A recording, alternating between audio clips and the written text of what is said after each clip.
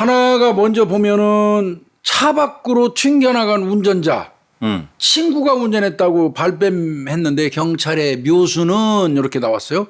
묘수라면은 수사를 좀 글쎄요. 머리 써서 했다는 얘기네. 이건 내가 볼 때 묘수까지는 아닌 것 같은데 네. 뭐 묘수라고 이렇게 저 기자가 고맙게 제목을 뽑아놨으니까 네. 2020년이니까 뭐 재작년이네요. 예, 9월 2년. 13일 날 네. 추석쯤이에요. 네. 밤 11시 40분경에 자동차가 이제 멍 때린 모양이에요. 충돌음이 엄청나게 이 전남 목포의 한 마을에서 퍼졌다는 거예요. 꽝! 네. 그러니까 엄청 때렸나 봐요. 우리 저 홍유진 박사가 운전하다가 앞차 못 받고 꽝 때려서 에어백 터지고 그랬다는데. 다행이에요. 참나. 하여튼 이 사고로 이거 뭐 두 차가 형체를 알아볼 수 없을 정도로 찌그러졌대요. 충돌 사고예요, 교수님. 예. 그런데 두 차의 탑승자 3명은 현장에 사망해 버렸어요. 3명이 돌아왔어요. 예. 그러니까 아마 함께 4명도 또 생사를 오가면서 병원으로 긴급 이송됐다 뭐 이랬으니까 굉장히 그 사람들이 많이 탄 두 차가 그럼 7명이나 상한 그러니까 거네요. 7명이 타고 있었던 거예요. 3명 타고 4명 타고 이랬던 것 같아요. 2개 차량이. 근데 그 차가 부딪히니까 네. 3명이 사망하고 4명이 생사를 네. 오갈 정도로 이제 긴급히 이송됐다 이러니까 네. 그 사망자는 교통사고 사망사고는 운전자하고 동승자 등 4명이 탑승 5명이 그러니까 탑승한 소나타가 있었고요. 네, 소나타에 5명이요. 이 네. 5명이 저 승차한 야 많이도 탔네. 소나타 한 대 운전자 하나 빼고 4명이 탔으면 뒷좌석에 3명 세 명, 타고 앞에 두 명. 조수석에 1명 타고 네. 그러면 5명이죠. 네, 둘, 셋. 그 소나타에 그렇게 타고 제한 속도가 60km인데 123km 달려. 그 밤에요? 예. 60km 구역에서 123km로 중앙선을 침범해 가지고 역주행했습니다. 역주행. 아유. 역주행 상태에서 부딪히면 이건 속수무책이에요. 가속이 양쪽 다 붙잖아요. 예, 이건 뭐 역주행하다가 운전자 등 2명과 2명이 탄 그 K7 그 저 차하고 충돌을 하면서 발생했다고 그러는데 이게 문제가 뭐냐면 이 소나타 역주행한 차 있잖아요. 네. 123km로 달린 차. 예. 이 차는 운전한 사람이 18살짜리 그럼 면허 못 따잖아요. 고등학생입니다. 못 답니다. 그다음에 고등학생들이에요. 고등학생들. 그럼 교수님 이게 그 양쪽에서 빡치기를 해버리면 이쪽 속도 더하기 이쪽 속도잖아요. 물리학에서. 엄청나요, 이건. 그럼 시속 180에서 190으로 가다가 그렇죠. 박은 거잖아요, 벽을. 양추돌한 거. 그러니까 얘네들도 근데 고등학생들은 차 소지할 수도 없잖아요. 면허도 예, 못 따니까. 예. 또 렌트카는 원래 못 빌려요. 고등학생들한테는. 예, 안 근데 되죠. 요즘에 그게 사실 문제긴 한데 명의를 살짝 도용해 갖고 빌린 렌트카예요. 남의 그 렌트카 타고 5놈이서 예. 한잔 했겠죠. 그리고는 그냥 운전수 서투르니까 그냥 역주행 해가지고 60km 도로를 123km로 그냥 밟아 그냥 간 거예요. 그냥. 근데 K7 차는 그냥 운전자 2명이 타고 있는데 한 차에 2명 그냥 뭣도 모르고 자기 차선 가다가 갑자기 나타난 역주행차 그 소나타 고등학생들이 운전하는 거하고 맞닥뜨려 버린 거죠. 날벼락 맞은 거잖아요. 날벼락 맞은 거죠. 응? K7 거기는 대리운전 기사하고요. 네. 딱해요. 아유, 어떡해. 대리운전 기사하고 그 50대 남성이 타고 있었다고 해요. 이분 한 분은 지금 돈 버시는 분이고 그렇죠. 한 분은 음주운전 안 하려고 대리운전 대리까지 부르신 분 아니에요. 그건 벼락 맞은 거죠. 그래서 이제 이거는 그냥 뭐 어떻게 보면 뭐 고등학생들의 일탈에 의한 단순 교통사고 뭐 이런 식으로 정리가 되는 것 같았다고 그래요. 네. 같았다고 그러는데 이게 수사 과정이 편치 않았다는 거예요. 왜 그럴까요? 가해 소나타 운전자가 누구였는지를 밝히기가 어려웠기 때문에 다 튕겨나가 버려가지고. 전원 다 5명이 다 튕겨나간 거예요. 몸이 전부 다 튕겨나가 있었고 블랙박스마저 완전히 파손이 돼버렸기 때문에 당초에 운전자라고 특정됐던 아까 얘기했던 18살짜리 네. 고등학생 있잖아. 네. 계속 끝까지 오리발 내미는 거예요. 아니라고. 다 죽은 친구가 운전했다고? 내가 충돌 직전까지는 내가 했지만 사고 직전에 다른 친구한테 운전대를 넘겼다. 이러면서 이제 오리발 까는 거죠. 이 고등학생이. 말이 돼 그게. 그래 이게 이제 이렇게 계속 거짓말하고 오리발 내미니까 네. 국과수에서 이제 차량 감식했지. 차량 감식. 해야죠. 예. 차량 감식에서 아까 이제 뭐 친구가 운전했다고 발뺌에 경찰의 묘수 아까 제목 네. 차 핸들하고 네. 에어백 표면에 있는 유전자 채취를 했어요.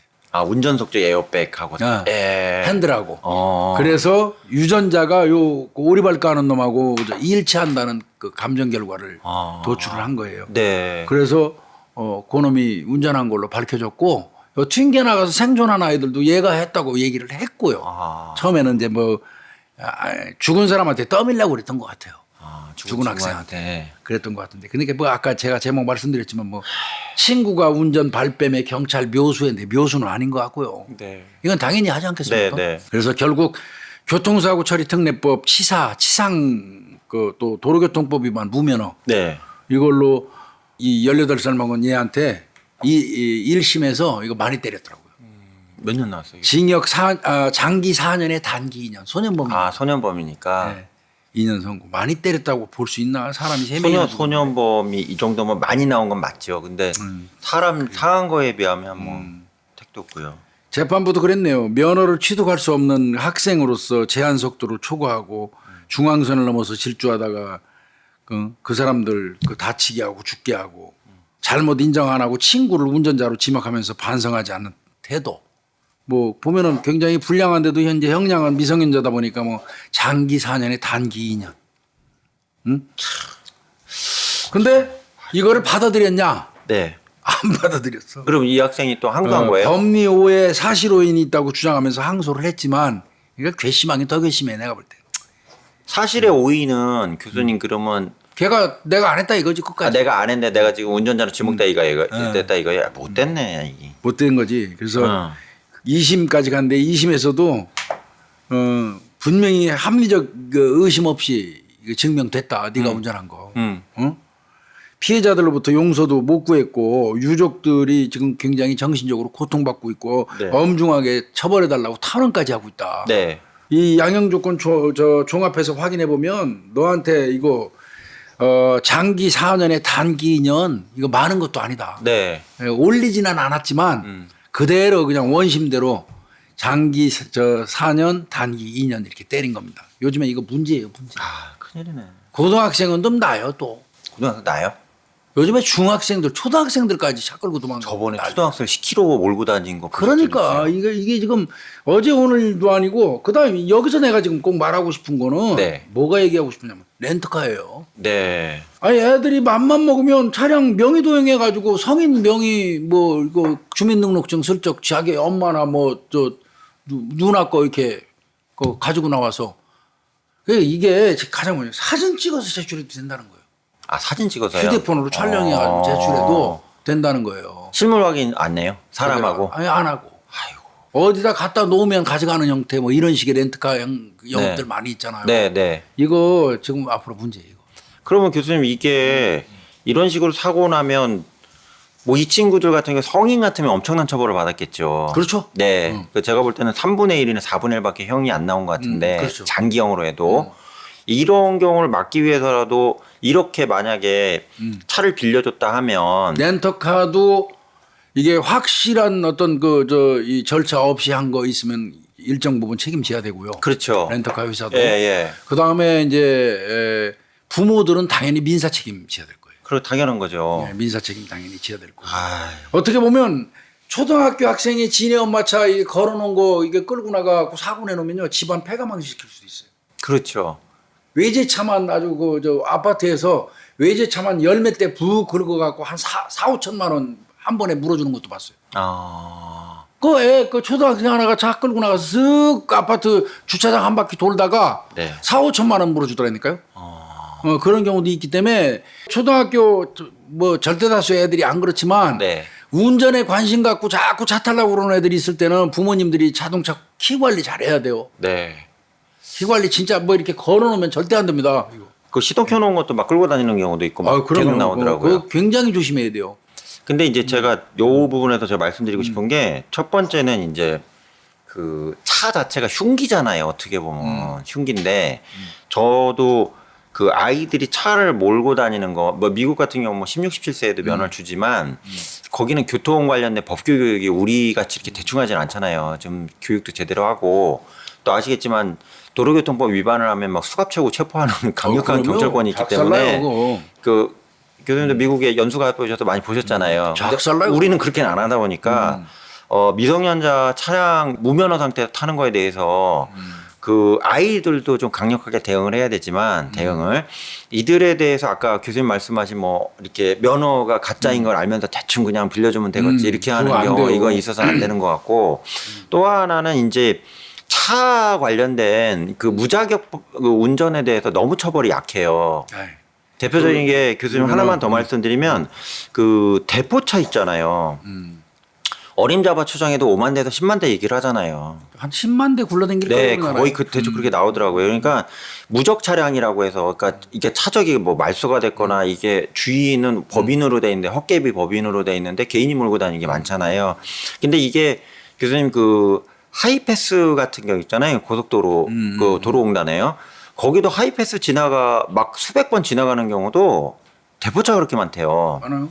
자기한테 징수 와도 그건 법인 헛개비 법인에 가니까 그럼 이 사람들 같은 경우는 사고 치는 경우도 불법 차량을 모는 거기 때문에 뺑소니나 도주할 수 있는 가능성이 되게 크다는 압도적으로 얘기죠. 높죠. 근데 지금 제가 사람들한테 많이 듣는 게 왜 이렇게 그 무적 차량이나 미성년자 무면허 또는 교수님 이번에도 사면 또 해줬잖아요. 음주 관련돼서요. 이런 것들을 왜 강력하게 대응을 안 하냐 이런 불만이 되게 많거든요. 이상한 게 자동차 관련된 범죄는 우리나라는 관대하더라고요. 너무 관대해요, 교수님. 그죠? 관대해요. 그게 뭐 편의를 위해서 개발된 자동차를 누구나 이용하다가 날 수 있는 불가피한 어떤 상황이다 이렇게 판단하는 건지 여부는 모르겠는데 네. 이 경우는 논의가 완전히 다르죠. 그런 인식으로 보면 안 되죠. 이건 애초부터 운전할 수 없는 놈이 네. 몰래 신분증 도용해 갖고 렌터카 빌려서 네. 뭐 짐작컨대 술 먹었을 거예요. 네. 그 운전 제대로 못하니까 역주행해 가지고 60km 도로에서 123km가 뭐예요? 이건 있는 대로 이빠이 밟은 거예요. 네. 네. 그 밟아가지고 멀쩡하게 그날 술 한잔 하시고 대리운전 기사 불러가지고 K7 운전자분요. 네. 대리운전 기사분은 정상적으로 길 가고 있는 거 아니에요. 일하고 있었잖아요. 근데 앞에서가 갑자기 때려버리면 그거 속수무책인 거죠. 네. 우리 실내의 법칙이잖아요. 실내의 법칙. 좌측 차선은 좌측으로만 가고 우측으로 오는 차는 오기만 하고 왕복 이거. 이 실내가 깨져버리면 끝나는 거 이거. 맞아요. 근데 이거 실내의 법칙을 위반해서 거꾸로 와버린 거 아니에요. 그래서 이거 자동차 관련돼서 렌터카 업체들이 좀 특히 좀 이 차 빌려줄 때 네. 대면 운전면허 직접 그 유관 확인 네. 이런 거 이거 반드시 확인할 필요 있을 것 같고요. 요즘에 우리나라 IT 잘 돼 있으니까 운전자가 딱 착석하면 차 안에서 일시적인 순간이라도 렌트카 회사하고 딱 화상으로 비출 수 있게. 그럼요. 예. 확인을 해야 될 거 그 아니에요. 절차만 예. 밟자. 예. 계속해서 너 이 화면으로 너 차에 타고 있는 당신을 비추는 건 아니다. 프라이버시 문제니까 그건 아니고 일단 당신이 차에 앉아가지고 운전 중에 간헐적으로 아니면 이제 불규칙적으로 당신이 운전하는지 여부는 확인해 보겠다 하고 이렇게 하는 그런 시스템도 좀 구축했으면 좋겠어요. 맞습니다. 네덜란드인가 어디가 그럴 거예요 아마. 네. 렌트 해주고 나면 3번인가에 걸쳐서 깜빡하면서 그 사람이 운전자. 그래서 렌트하는 순간에도 너만 24시간 운전하는 것이냐. 아니면 교대할 수 있는 일행이 있으면 그 사람 인적사항 달라. 이렇게 받는다 그래요. 왜 그러냐 거기는 국경이 막 붙어 있다 보니까 그래서 그런가? 렌트카로 교수님 그 범죄를 많이 썼대요 한동안. 그래서 렌트카를 마구잡이로 빌려주다 보니까 뭐 교수님 아시겠지만 벨기에 넘어가면 프랑스고 프랑스 밑으로 가면 스페인이고 막 다다다다 붙어 있잖아요. 그래서 이게 EU 있잖아요. 유럽연합에서 야 이거 렌트카 잘못하면 범죄 완전히 도구가 된다. 그쵸. 그러니까 이거는 다국적 범죄로 이어질 수가 있기 때문에 무조건 탑승자에 대해서 이게 면밀하게 이게 하라 그렇지 이런 않아요. 규정이 있었대요. 그래서 렌터에서 빌릴 때도 그 차에 탑승하는 사람에 대해서 네, 고지 네. 의무가 있고 네. 그 사람들 아마 면허도 보여주나 봐요. 네, 네. 그래서 이제 뭐 렌트카가 진행되고 있는 과정에 렌트카 회사에서 뭐 한 3번 정도의 부정기적인 시간대에 확인을 하는 네. 그런 시스템도 구축되고 그런 것 같더라고요. 네. 근데 우리도 여러 가지 생각해 봐야 할 것 같아요. 그러니까 교수님 이제 마지막으로 말씀드리면 이게 교수님 뭐 옛날에 아시겠 소카부터 해서 공유 경제 즉 소카. 네, 그러니까 그 공유 경제라고 해서 탈 것도 공유하자. 그러니까 뭐 일반 지하철 버스 말고요. 이런 아름다운 이런 내용은 나왔는데 공해도 맞고 문제는 이 공유 경제의 가장 큰 폐단이 뭐냐면 이걸 악용하거나 자격이 없는 사람이 이용하겠다고 하면 그거에 대해서 누가 쓰는지도 모르고 불법을 공유하는 이런 문제가 발생한다는 게 공유 경제의 가장 큰 부작용으로 나오고 있거든요. 그래서 교수님이 지적하신 것과 같이 렌트라고 우리는 보고 있는데 렌트가 공유잖아요, 결과적으로. 그래서 렌트 관련된 거에 대해서 이렇게 무자격자나 미성년자나 또는 정신질환자, 알코올 중독자 같은 그러니까. 분들이 이걸 이용할 수 있게끔 하면 그거는 움직이는 흉기고 지금 엄한 지금 집에 아버지 둘이 그냥 순식간에 하늘나라 가신 거잖아요. 이건 있어서는 안 된다고 요거는 봐요. 한 번 정도 좀 생각해 봐야 되고 하여튼 하나. 부모님들은 착히 관리 잘해요. 네. 그리고 교수님 저 하나 또 말씀드리는 게 그 적극적으로 속이는 아이들이 즉 운전면허증이나 가짜를 제시하고 하는 아이들이 주로 운전하지 않았을까요? 그렇겠지 뭐. 그죠? 예. 네. 저는 이건 뭐 경찰이 묘수는 아니고요. 뭐 당연히 운전 누가 했는지 금방 알아요. 블랙박스 없다고 그거 확인 못 하나요? 아니 근데 사고 치고 지가 안 했다고 그러니까 얼마나 나빠요. 이 친구를 어린애가 왜 그래. 이제 그랬다는 게 나쁜 너무 애지. 괘씸하고. 괘씸합니다. 그리고 또 이거 이슈 됐죠 이거. 이게 옳은 건지 모르겠습니다. 한 환경미화원 유튜버예요. 네. 이 사람이 빌라에 투자를 했는데 성공해서 한 27억 원 정도 재산을 모았다. 27억으로요. 그리고 이제 뭐 BMW 네. 외제차를 몰고 있다 이렇게 밝혔더니 네. 아마 유튜브를 통해서 밝힌 것 같아요. 네. 그랬더니 그 소속 구청에 해고하라고 민원이 빗발치 들어온대요. 왜 해고해야 돼요? 그 환경미화원 같은 경우는 이거 너무 억울하다.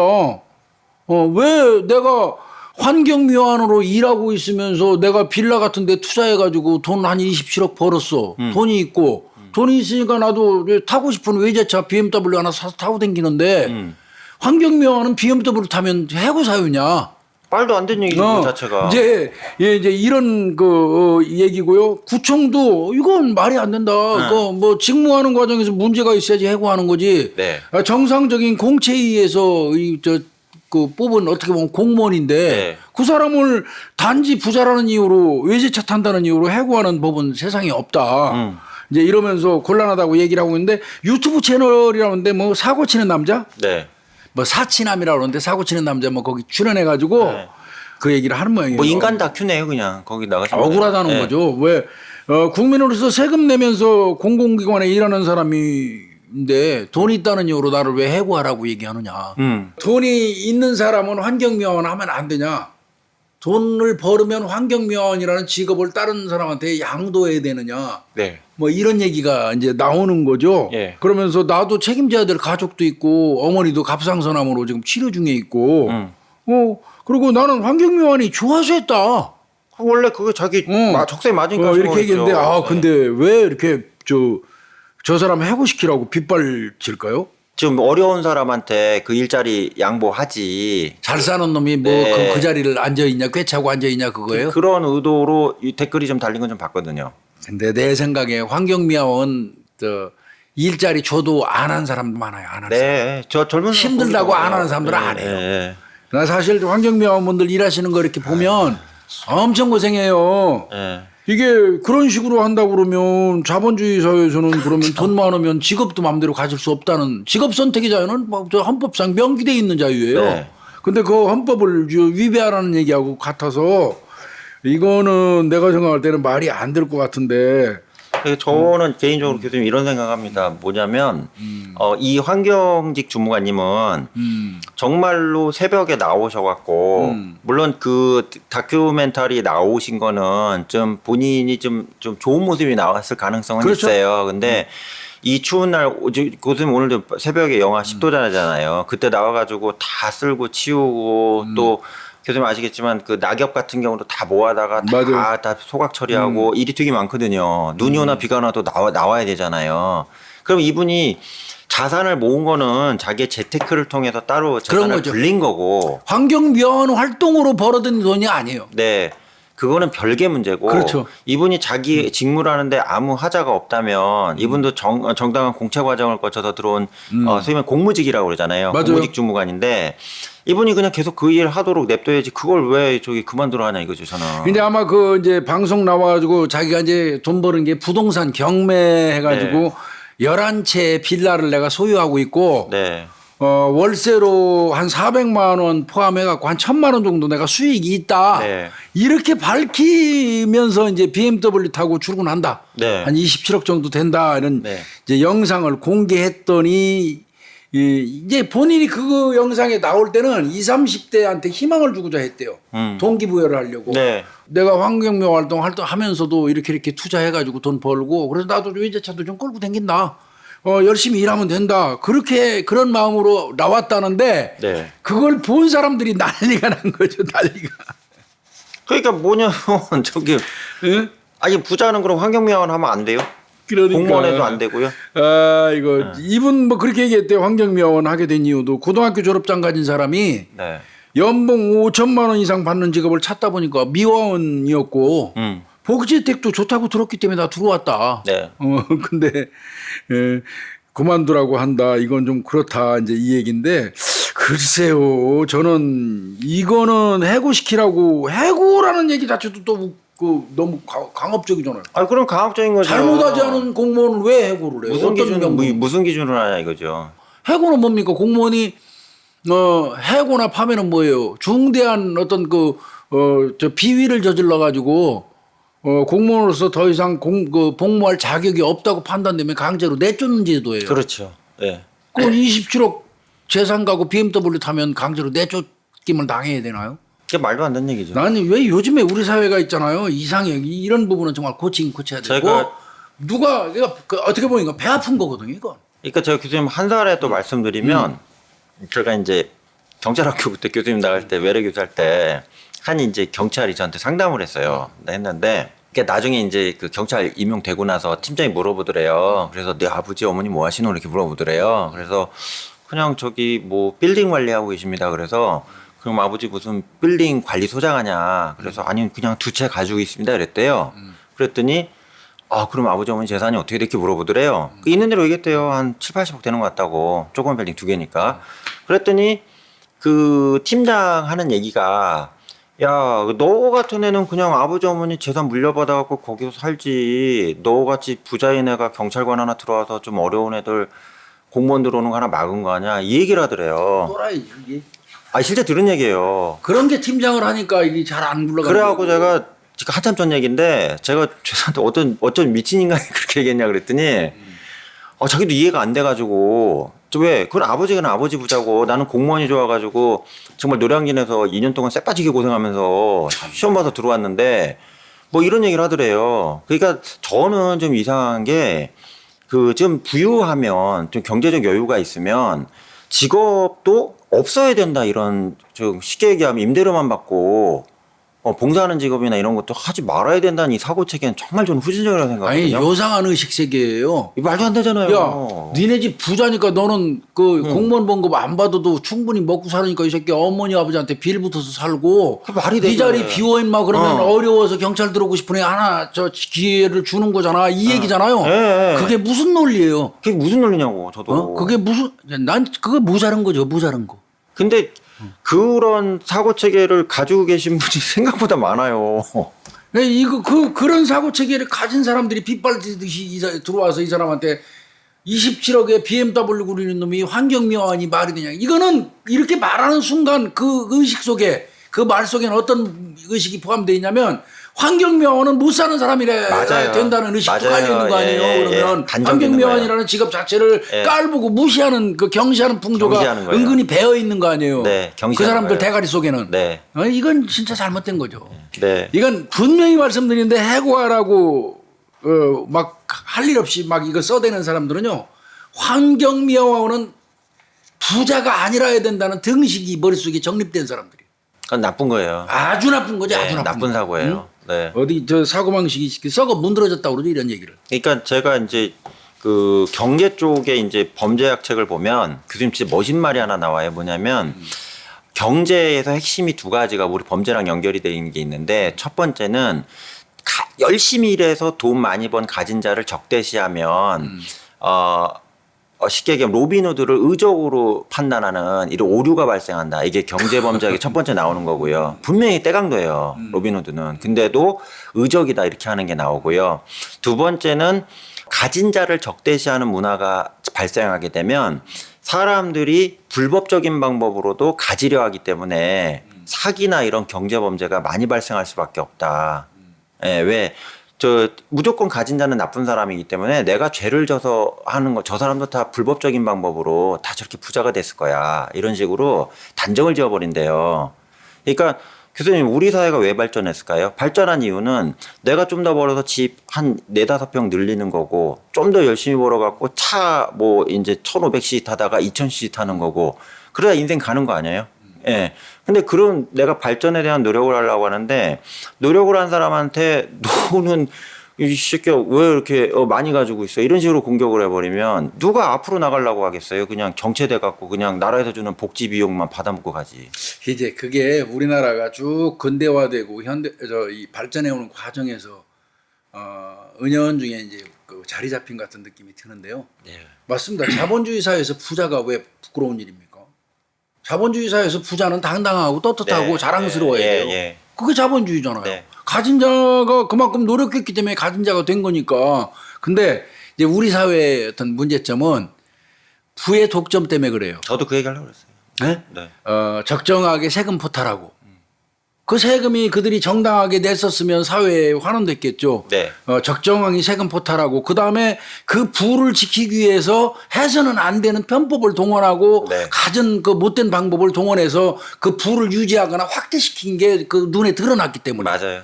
그게 국민들 그 머릿속에 점점 자리 잡고 있잖아요. 그러니까 부자가 이 경멸당하고 무시당하고 그런 그 계기가 된 건데요.